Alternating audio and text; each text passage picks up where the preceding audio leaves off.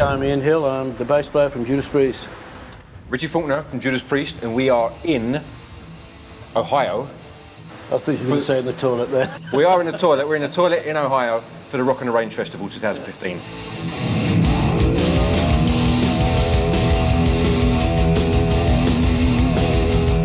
It feels great to headline, you know.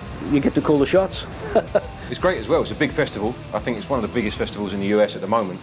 And yesterday you had Slipknot. Tomorrow you've got Linkin Park headlining, and you've got a healthy dose of classic British heavy metal right down the middle. So it's an honour to be playing it, really. It's always great doing festivals as well, you know, because you get to play to people you wouldn't necessarily play to, because some people are coming to see other bands, you know, and of course other bands, they get our fans as well, you know. So it's a great event, really, you know.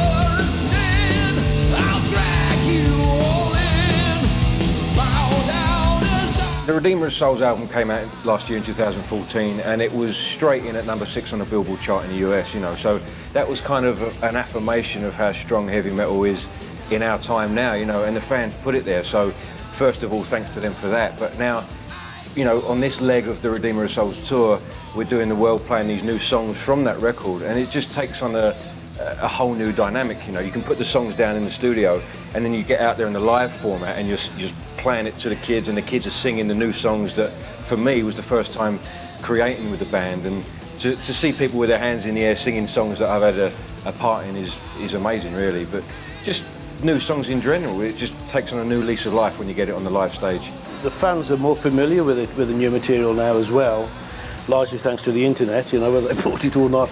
That most of them are familiar with it, which is a huge bonus, you know, when you play new material.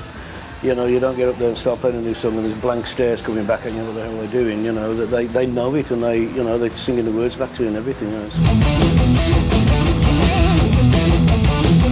I always take a recording rig out on the road. Not a recording rig, it sounds a bit too professional, but you know, a laptop with a program on it, so or even your phone, you know, you might get a flash of inspiration and you sing it into your phone, and you never know when that's going to resurface. So some of the Redeemer of Souls riffs were done like that on the road before, you know. So just kind of having that opportunity to document any ideas you have, not necessarily focus on ideas on the road, but you never know when inspiration is going to hit you.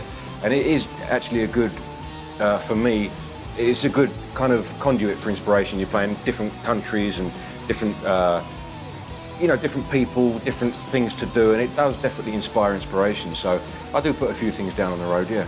I don't think there's any reason why there shouldn't be a Priest album next year, you know. It's a bit early days yet. We're still sort of touring with the Redeemer. Towards the end of the year, we'll take stock, see where we are, and go from there, yeah. Yeah, I think next year might be a bit optimistic. As Ian said, you know, we're out for most of this year, you know, putting it out there on the live scenario. But I mean, the last studio record we did, Redeemer of Souls, was really creative, you know, and we just come up with idea after idea after idea, and we actually had to cut off the writing process, otherwise we'd run out of time. We wouldn't have time to record all the stuff, you know.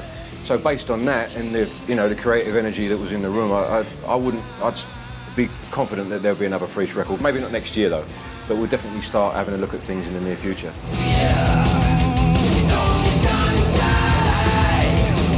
Metal for Men? No, I haven't smelt it. Not yet, anyway. Good for Ken, you know, he's branching out. I haven't been out, but I was expecting someone to buy it for me for Christmas, but it never happened, you know. We definitely need it. We do, yeah. Yeah, I think the sense that we come up with, I wouldn't really want to inflict on anyone. We are in the bathroom, we can start now. Yeah.